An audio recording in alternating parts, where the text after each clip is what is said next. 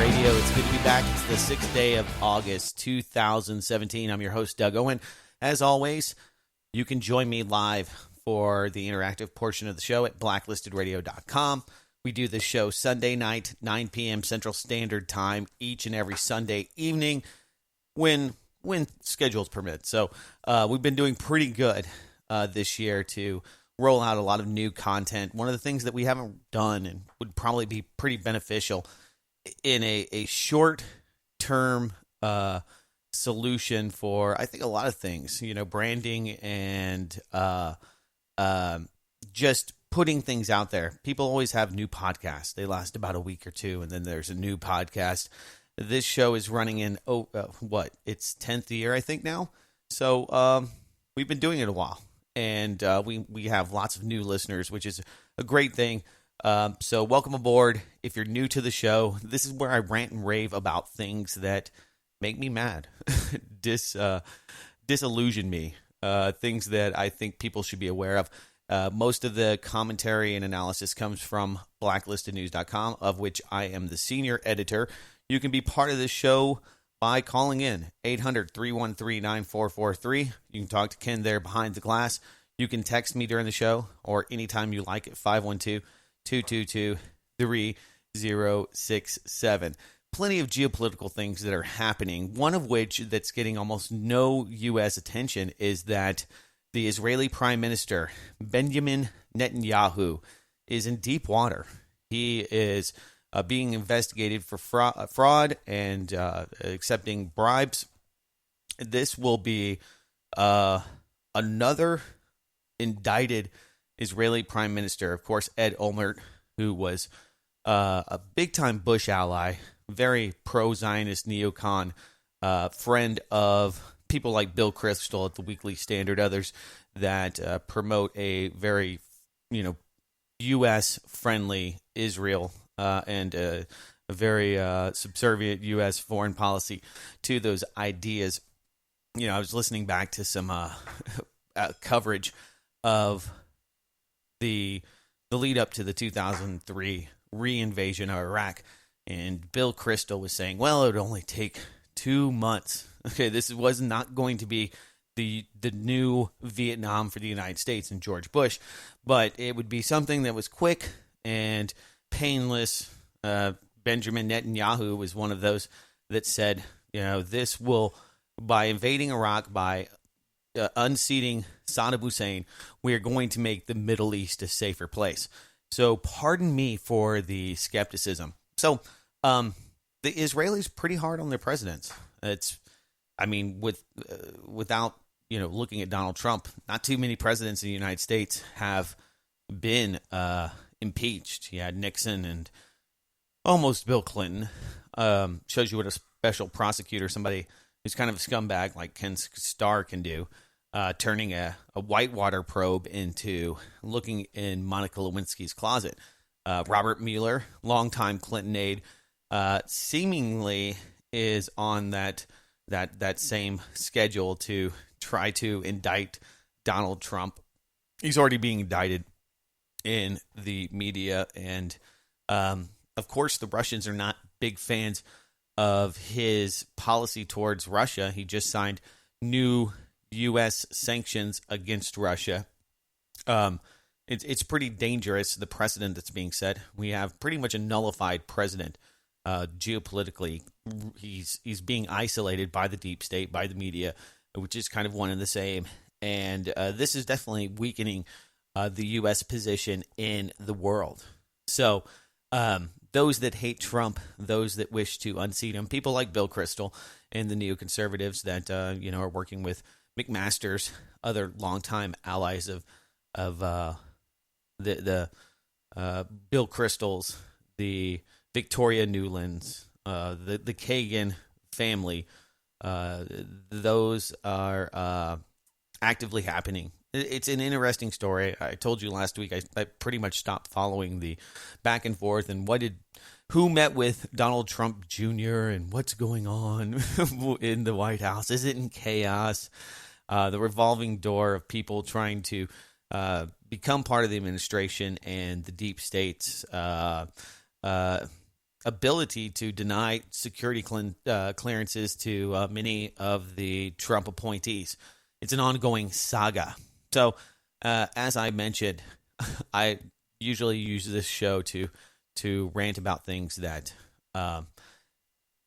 disgust me, that irritate me, that I feel should be talked about, especially in the absence of a legitimate mainstream media. The objectivity is absolutely lacking. Planned Parenthood, yes, those guys. They have a new guide for preschoolers that say that some girls have penises. Now,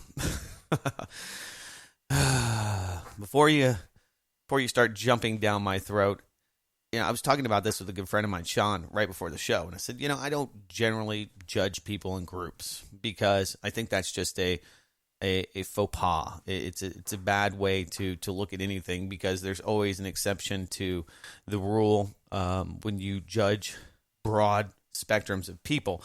Leftists, liberals, all of these terms that get used to really isolate somebody's point. It takes the validity away from them. It makes them easy to ignore. It makes them, undesirable. Their opinions don't matter. But it's no secret that in the last few years, we have seen the rise of this victim society where people want to be and are actively searching for a way to become part of a victim class. You have the lesbian, gay, bi, transsexual, and queer. Not sure exactly what queer is, but, I think that, when you look at a constitution, if you look at the founding documents in this republic that we call the United States of America, and around the Western world, you have similar things, similar constitutions and such. They usually say all people or all men, okay, women, men, all people have inherent unalienable rights. It didn't say in the Constitution that everybody was equal except for the black people or gay people or transsexual people or any other subgroup.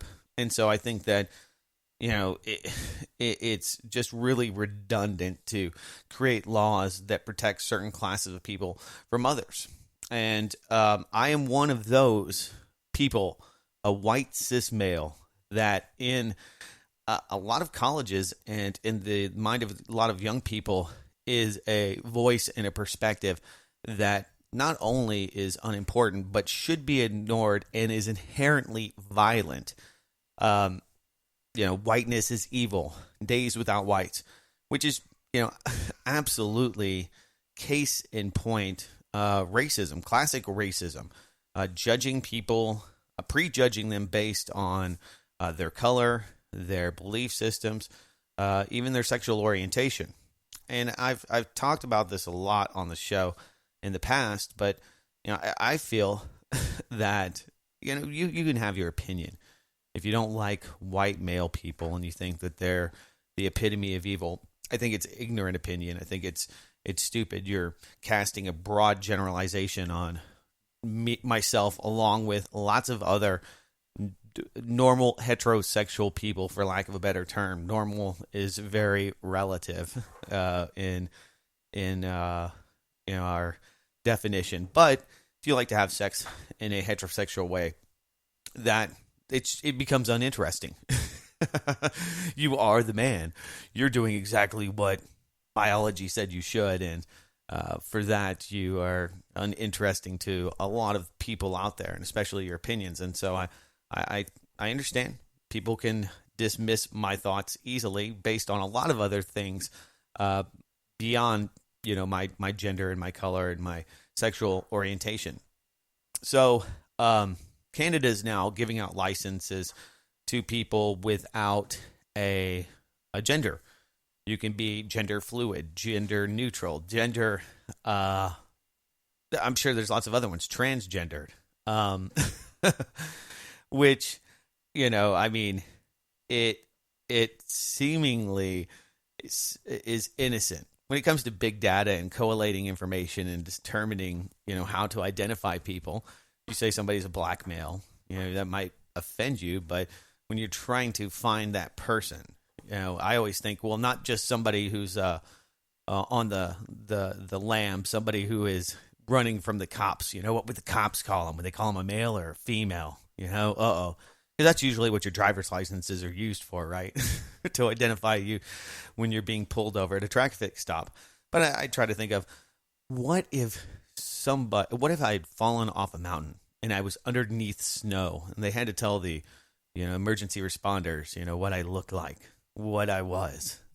I don't think that if you described me as a black female, no matter how much I wanted, even if I wanted that to be true, that wouldn't be a very good way to identify somebody.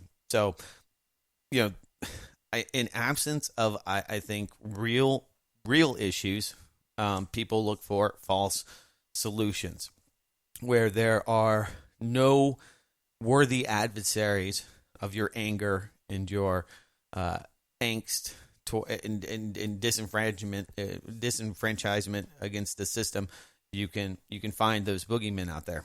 So it's a lot easier to go after people that are around you, blaming them for whatever it is that you think that you've been targeted and mistreated for, and going after them. It's low-hanging fruit, to say the least.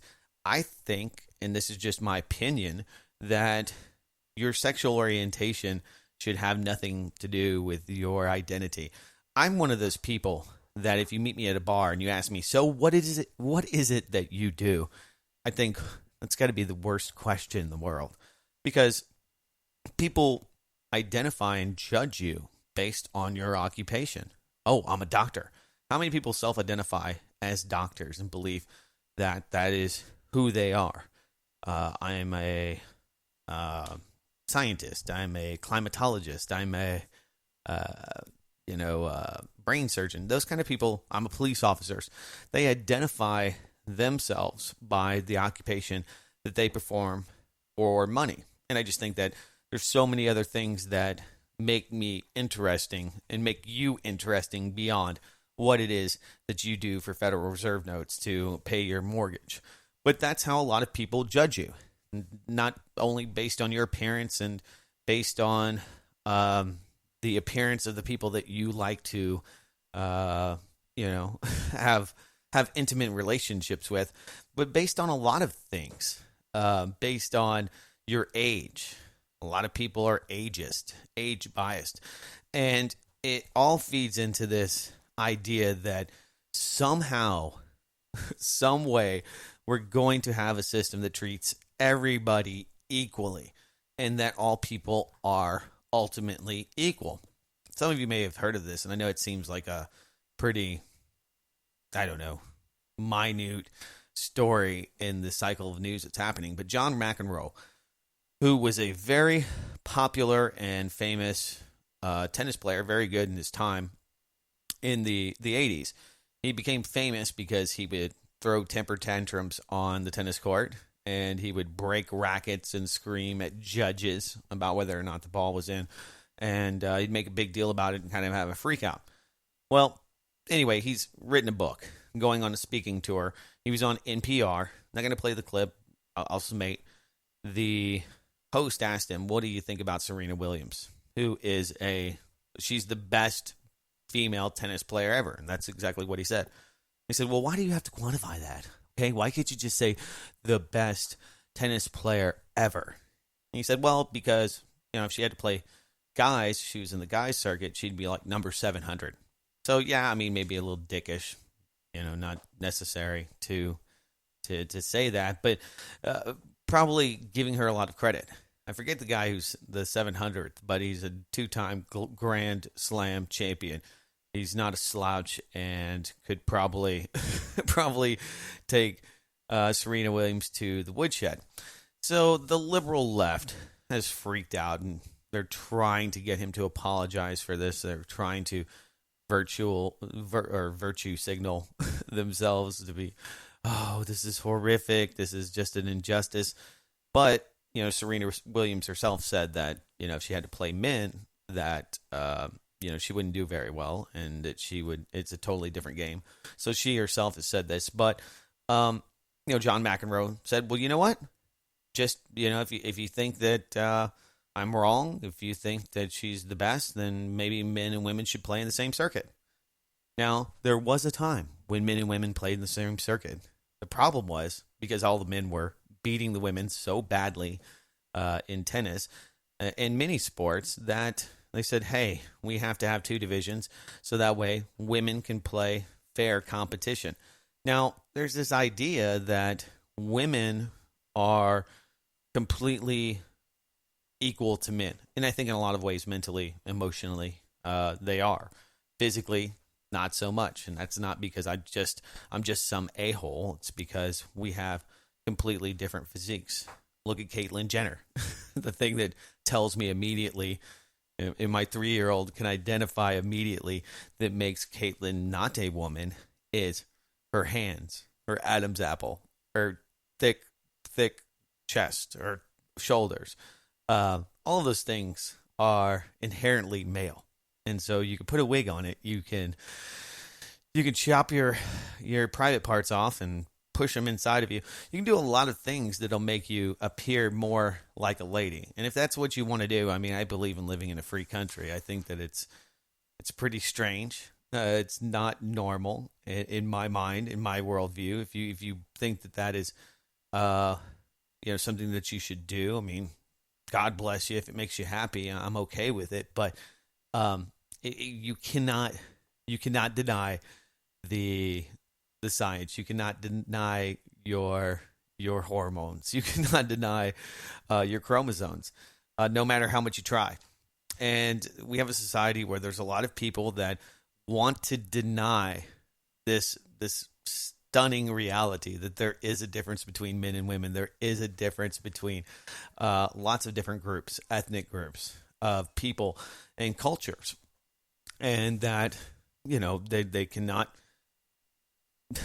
I mean, they can coexist, but they cannot somehow become equal in the eyes of everything. And what kind of system would handicap those that are better at certain things to build up and bring up those that are not? It seems like a pretty crazy system. Philip K. Dick has a book that really highlights it. The story escapes my.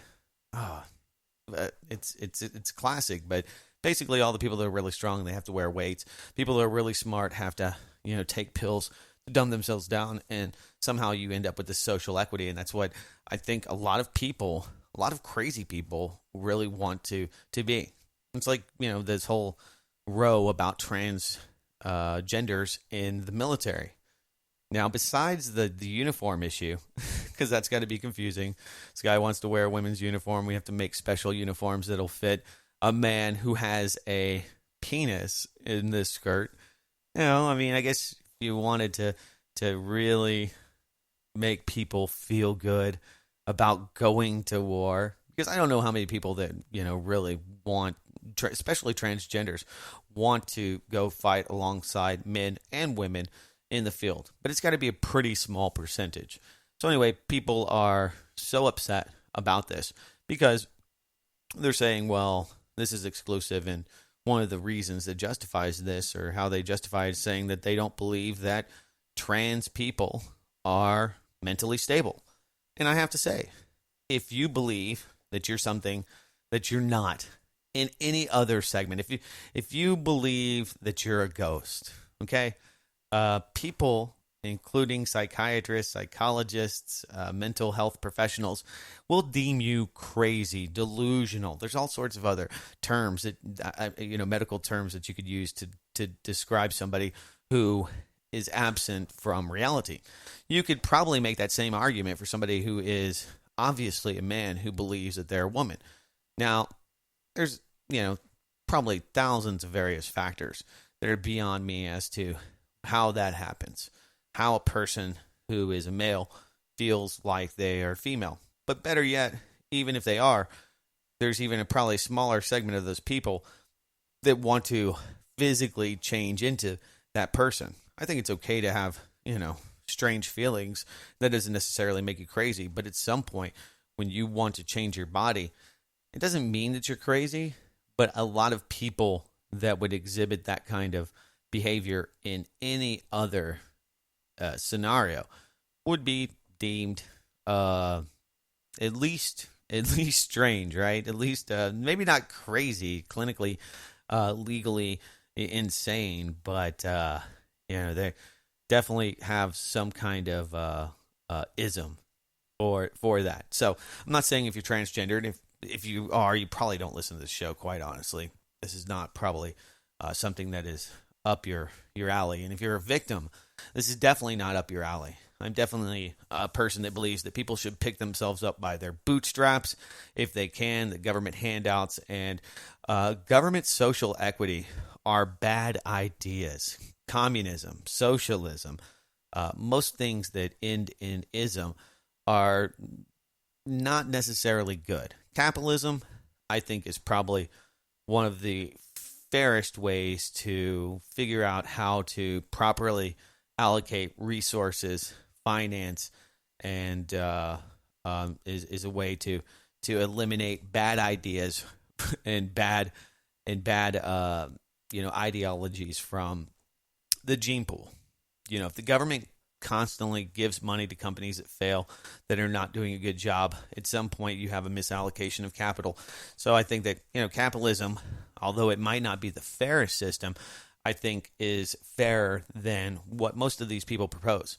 So anyway, I think it's horrific that people are indoctrinating their children, that you have Planned Parenthood releasing this guide for preschoolers. I think it's crazy that we now have this full frontal agenda to change the way we talk and interact with human beings, and to really relegate us all to obscurity.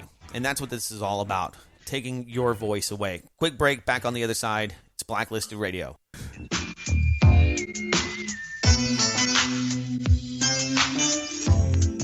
All right, welcome back. It's Blacklisted Radio. Yeah, putting your politics in your kid's mouth, I think in any sense, is bad.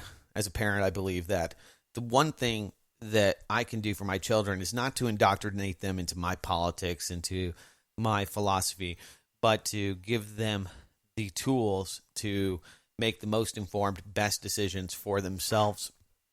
And in that, it should be, they should be able to navigate this world that we live in. Hopefully be able to find answers to the problems that they have, and solutions to things that are within their reach. That's what you hope. You hope that your parenting will lead to your children being able to make their own decisions. So a lot of people, I see all these YouTube videos, are telling us and indoctrinating their children. If you have a 2-year-old and you're trying, this child feels like it's, a boy or girl today, and they're gender fluid, and they're dressing them up like girls, and telling them that they are, something that they may not be, especially at such a young age, just seems like pure evil. I can't think of anything else. Telling preschoolers, sexualizing them as children and teaching them about sexuality is abhorrent. It's just creepy. It's not the place of Planned Parenthood or anybody. Even I don't want my children learning about sexuality any younger than 10. I don't even know if they will. I think it's completely dependent on their emotional maturity and where they're at in life as to whether or not you want to let the cat out of the bag. At some point you do, obviously. At some point you have to have that discussion about the birds and the bees. But, telling 4-year-olds, 3-year-olds about sex and about gender identity, and expecting them to understand it and to be able to make decisions about their gender identity is, talk to my 3-year-old for a little while, and he'll tell you all sorts of interesting things that may or may not be true. He definitely has some swinging ideas about, whether he's a monkey today or whether or not he's a mushroom. He he comes up with a lot of stuff that, if taken literally, would be It'd be quite crazy, quite unbelievable. Sometimes he turns himself into an elephant. Sometimes boys turn themselves into girls. That doesn't mean that, they're necessarily transgendered. I don't think that he really thinks about sex because we don't let him watch a lot of Disney videos and other stuff that's out there. So anyway, this is the kind of stuff that is being taught in schools. I always ask my nieces and nephews that are, in middle school, what are you learning? What is going on? What kind of stuff do you guys talk about? And ask them, are you learning about global warming? What are they teaching you about your carbon footprint? What are they teaching you about eugenics? What are they teaching you about, I don't know, just anything. And math. How's your math? Where are you at? Are you using Common Core? Because I find it interesting. One of the big phenomena is it's probably going to be the most impactful in generations is the smartphone. All these weird topics, all of these weird things that you can find on YouTube of people indoctrinating your children, they're on your smartphone. So the Atlantic had this piece that they pinned that looked at kids who had large amounts of screen time, and it is pretty amazing. They're saying, well, there's never been one single thing that has inflicted or infected a generation, that has destroyed a generation. When it comes to technology, most of the things that we have technical revolutions, things that have changed over time, have not had this much impact ever. And there's an interesting correlation between having screen time. The more you play on your smartphone, the more lonely you become, the less friends you actually have, the less sex you have. And the question becomes, are millennials more comfortable at home without human interaction and communication than any other generation? And all of the signs are pointing to yes. Now, interestingly enough, since 1991, the amount of kids that are in, I think they put ninth grade, so what's that, 15 years old or so? Since 1991, the amount of sexually active children and young adults has precipitously gone down. Some of you might say, yes, yay, good. Don't want to be a grandmother at 35. Completely understand. Doesn't seem like a horrible thing. But the actual statistics show that not only are these kids less happy, less active, that they are the most safe, physically safe generation. Why? Because they're not going outside and trying things. This is a generation that lacks daredevils. We'll talk about it more with you on the other side. It's Blacklisted Radio. Stay tuned.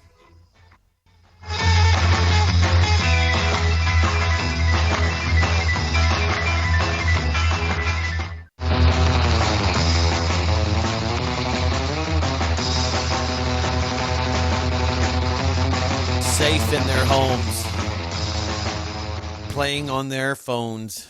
Are they happy? No, apparently not. Actually, you would think that people spending time in all these new spaces on the internet, virtual reality, virtual sex, virtual, just about anything that you can find or want out there. There's something of interest. There's a blog, there's a niche, there's a forum dedicated to it, and there's a wealth of information out there. So you would think that having access to all this information would not only make us smarter, make us more creative, it would give us everything that, my generation didn't have.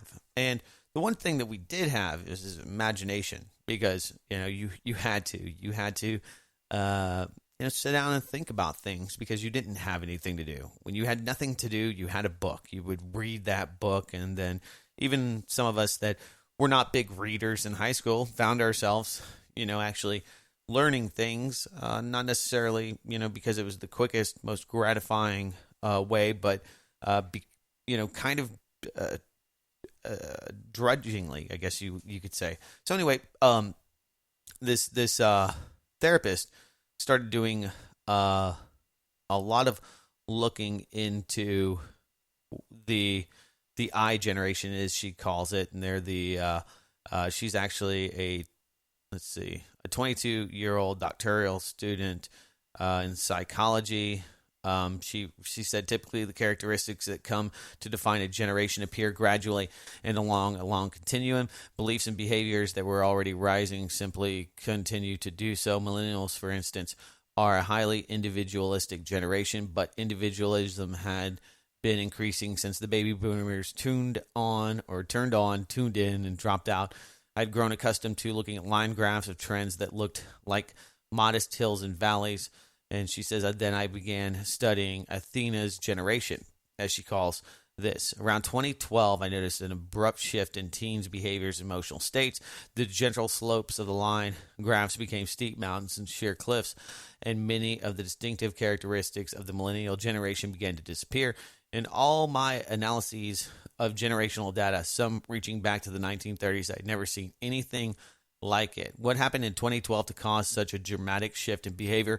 It was after the Great Recession, which officially lasted from 2007 to 2009. It had a starker effect on millennials trying to find a place in a sputtering economy, but it was exactly the moment when the proportion of Americans who owned a smartphone surpassed 50%. The more I pored over yearly surveys of teen attitudes and behaviors, and the more I talked to young people like Athena, it became clearer that theirs is a generation shaped by the smartphone and by the concomitant rise of social media. I call them iGen, born between 95 and 2012. Members of this generation are growing up with smartphones, have an Instagram account before they are in high school, and do not remember a time before the internet. More comfortable in their bedrooms than in a car at a party, today's teens are physically safer than teens have ever been.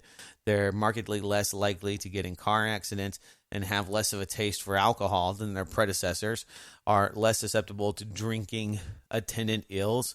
Psychologically, however, they are the most vulnerable. They are more vulnerable than the millennials. Rates of teen depression and suicide have skyrocketed since 2011. It's not an exaggeration to describe the iGen as being on the brink of the worst mental health crisis in decades. Much of this deterioration can be traced to their phones. So, I always was very critical of smartphones initially. I have one now, as do most of you. A lot of you listen to this show via a tablet or some other device that could be considered a phone. There's little distinction other than the ability to dial numbers and go through a POTS line, but Skype and, Snapchat, Instagram, all of these other flavors of instant communication. Apple has their own FaceTime, have made just about every one of these devices a communications device, which you would think would be making them communicate with people more. Actually, the opposite. So, this is going to be, I think, a huge shock to our system. And these are the kids that are being taught about microaggressions. These are the kids that they feel literally, microaggression is one of the worst terms out there because it seems like when somebody's being snarky, rude, or just says something that is hateful, just plain hateful, that somehow they have aggressed against you. It's a tiny little aggression. It's a microaggression. It's smaller than a mini aggression, just slightly bigger than a nano aggression. But nonetheless, it's this idea that because somebody has an opinion, you're being attacked, and thus you can retaliate. You can physically beat people up because you don't like their politics. You don't like what they're saying. This is one of the big shifts in human evolution. Unfortunately, the smartphone, and I see it all the time. Parents buying their kids tablets and giving them smartphones. I've got a 3.5-year-old, and he's got play dates and friends that have had them for several years. Great babysitting tool. Great way to get your kids to sit there and drool if you want to, just ignore them for a while. It's a great thing to pacify people, but it's not making them happier. And that's what a lot of people, and of course, cell phone companies are going to be the last to tell you about this. With all of the cell phone radiation, we've seen a lot of companies like AT&T actively suppressing information and about cell phone radiation itself, which is probably not the worst thing that you could expose your body to here in modern day society.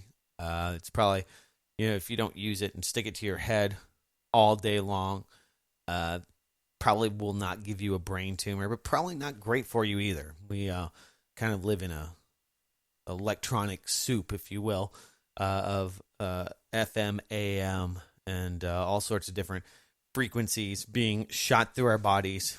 Not to mention all the electromagnetic fields that we interact with. It's going to have some kind of effect on you. But there's been lots of research. They're not going to talk about it. When it comes to the greatest information gathering system, spying system ever created, where you really do have total information awareness, the state and those agencies that profit from it are going to continue to push cell phones and breaching cell phones. I mean, there's a lot of government initiatives. We got to get the internet to every Aborigine. We got to get the internet to every African child. We got to get them on there. Got to. It's their right. They have the right to the internet. So, people are given something that could really empower humanity, and the way it's being used, the way it's being, perverted, not really, but the mechanism that we have to give us this is making our kids sick, sad, lonely, and unhappy, deprived, and as we see with this. I mean, if you're bullied at school, it's one thing because you go home and you don't have to deal with it. Now kids who are bullied or cyber bullied by others, when I had bullies, when I went home, I didn't think about them for another, 13, 14 hours. It's hard to get away from that. It's hard to get away from the constant communication, the constant criticism that I'm sure many adolescents and young teens have to endure. I could only imagine being plugged in 24/7 to this constant echo chamber of feedback and constant criticism that kids deal with. It freaks me out thinking about it. Anyway, we've talked a lot about hacked elections, and as the Russian probe continues on, interesting piece came out of RT via this investigation into the now impeached South Korean president. South Korean politicians have condemned the psychological warfare conducted by the National Intelligence Service, the NIS, in the 2012 presidential race that was aimed at manipulating voters in an attempt to secure now impeached Park Geun-hye's victory. On Thursday, an internal probe of the South Korean spy agency revealed that from 2009 to 2012, the NIS instructed 30 teams to bombard social media with messages to help shape public opinion in the run-up to the 2012 presidential election. Now, this seems a lot like what happened right here in the United States of America in 2016. There was an absolute deep state CIA psychological operation conducted by the mainstream media to make everyone hate Donald Trump. Now, in that, it failed because people are rejecting neoliberalism. They're rejecting the idea of globalization. They're rejecting that the U.S. will have to pay, and our children will have to pay for this restructuring of social society, of never-ending wars, of never-ending bailouts, of never-ending debt creation. People are rejecting that. And I wish that we had that Donald Trump, the guy that said all the labor statistics are rigged, the guy who said that the Federal Reserve was politicized and needed to go away, the guy that was hypercritical about U.S. foreign policy and wars. That guy, that Donald Trump. I don't know what we have now. If he's the castrated, subjugated Donald Trump, because now all I see on his Twitter feed is how great the economy's doing. Look at the Dow, it's up. Those numbers aren't rigged anymore. So kind of a 180 in his perspective of what's happening in Washington. Of course, when you're in control, all of the great things that happen are because of you. It's like Rick Perry, the governor of Texas. He always attributed the Texas economy doing wonderfully because of his policies. Basically, kissing his own ass, smelling his own farts, and telling us that the economy's doing well because, of what Rick Perry's doing. Now, the Texas economy is doing well because of oil money, because we don't have an income tax, and we have lots of foreign investment. We have lots of natural resources, and we're a huge state. Lots of industry that had nothing to do with Rick Perry. It was there, the infrastructure was created, and those jobs and businesses came long before the tenure of Rick Perry. But that's what politicians do. And I see some parallels between Rick Perry, who is now the energy secretary, oddly enough, and Mr. Donald Trump. So, not a Trump hater. I liked candidate Donald Trump a lot better than President Donald Trump. Anyway, so I saw this, and it kind of made me laugh because I doubt we'll ever have any kind of real look into what happened in the 2012 election. Interestingly enough, Debbie Wasserman Schultz, that we really focused a lot of time on to last week, has come out fighting. She says she doesn't regret standing by her arrested IT staffer. Now, we know that these IT staffers, one of which tried to escape the country with lots of cash, and these guys had access to every congressperson's intimate, private, and public email accounts, especially in the DNC. They had a lot of information. We talked a lot about it, and the fact that you now have this top Clinton lawyer who is working on behalf of the Awan brothers brings more questions. I mean, she really had no option other than to come out and defend her actions, because it sure does look shady. Debbie Wasserman Schultz. Speaking of kids, I saw this one as well. I wanted to talk about it. Something that we hear a lot about, fire safety. Last week we had a huge Dubai skyscraper fire. And oddly enough, when you juxtapose it against Building 7, World Trade Center 7, you have to wonder how this thing burned and burned and burned. It wasn't hit by a jet, neither was WTC 7, but it burned and burned, and we just saw, sparks and metal, at least some of the, cheap pot metal just, going up in flames. But the steel girders still stood. Building was able to be put out, and there were no deaths or casualties. You gotta wonder. Anyway, so now we're 16 years removed from the tragedy of 9/11, which was the spearhead for much of the global strife and the never-ending multi-trillion-dollar war that we are now waging. Now, Donald Trump, I'll give him that. He actually said something that was honest. The Afghan war is about precious minerals and resources. He's the guy that said that we needed to go after the oil in Iraq. Let the cat out of the bag. That's one of the things that just, is just kind of infuriating, because it insults your intelligence. But you hear about, we're liberating people. We're doing all these things to help people, as if there aren't ulterior motives, and in the U.S. and these, multi-billion, maybe even some cases trillion-dollar corporations that are the manufacturing base behind the military and industrial complex, as if they're doing this, because of good intentions, because they love the people in Iraq, because they're going to make the people in Israel safe. All those things that just don't come to fruition. Anyway, I don't know why I went down that rabbit hole. Flame retardants linked to lower IQ. Trying to keep... yes, flames. That's where I went. That's where I went off on that tangent.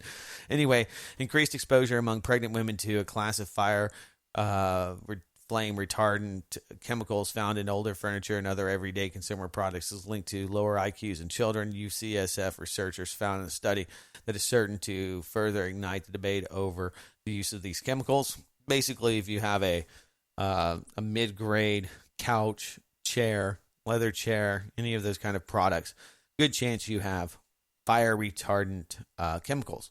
I guess that fires are such a big deal, and people don't want to have any kind of fuel for the fire, especially in large apartment buildings. The government came to the rescue and said, look, we're going to mandate putting fire retardant material and spraying down just about every kind of consumer good with these types of fire retardants. Well, it says that up to a 4-point IQ loss can happen when coming in contact with these chemicals. Pretty horrific. Quick break, final segment on the other side. You can be part of it. It's Blacklisted Radio. Stay tuned. I know it's off the rails. Sunday here on Blacklisted Radio, all over the place, from Benjamin Netanyahu, World Trade Center 7, sad kids with smartphones who have been indoctrinated into believing that little girls may or may not have penises. It's got to be a surprise for them. You never know, kids. And I guess that's kind of true in life. You never know what might be there. If you judge people based on their appearance, you could be deceived. But I don't know. I weep. I don't know. I think that there's just going to be a lot of kids that get pulled down. The susceptible, the not so bright, those that are not nearly loved as others will be left there confused with their cell phones. So the only thing you can counter it with is having smart children, trying to be a good parent, which is what I try to do. And I don't know. We'll see. Every generation is usually deemed as the worst by their parents and their predecessors. We'll see where it goes.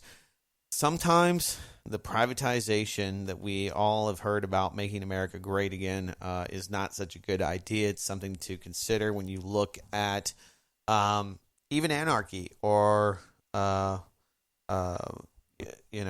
more free society or a more government-less society.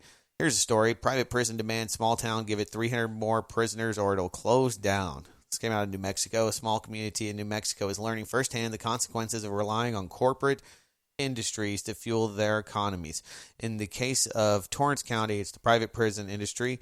This came out of the Santa Fe, New Mexican. Quote, the company had operated a private prison in Estancia for nearly 3 decades. It has announced it will close the Torrance County Detention Facility and lay off more than 200 employees unless it can find 300 state or federal inmates to fill empty beds in the next 60 days.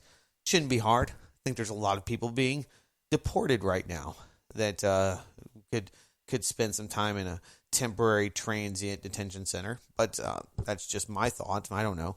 It shouldn't be hard to find prisoners these days, considering that everything is illegal. Everything that I want to do seems to be illegal. So we have a rising prison population.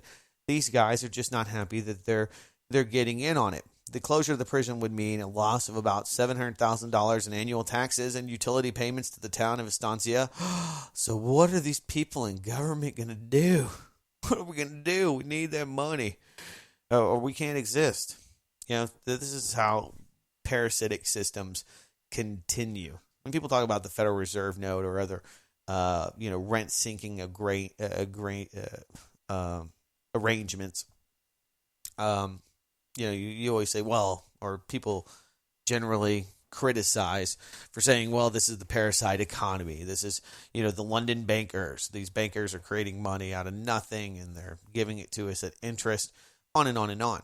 but this shows you how one industry profoundly affects and is the basis for this town existing. So anyway, the corporate entity that operates the facility, Core Civic, is putting it to the people. They're putting the wood to the people, and they're going to have to find some ne'er-do-wells to get that government funding, because of course it's the state and the taxpayers that have to pay for those $40,000 to $60,000 bunks. It's a lot of money to keep somebody in a cage, guys. Anyway, that is my time. I hope you enjoyed the show. I know it was kind of here and there, but I had fun doing it. I will do it again next week. Thanks for the continued support that we receive. If you'd like to be a contributor, you can go to blacklistedradio.com, hit that donation button. I'll be back next week for another live edition of Blacklisted Radio. Until then, take care.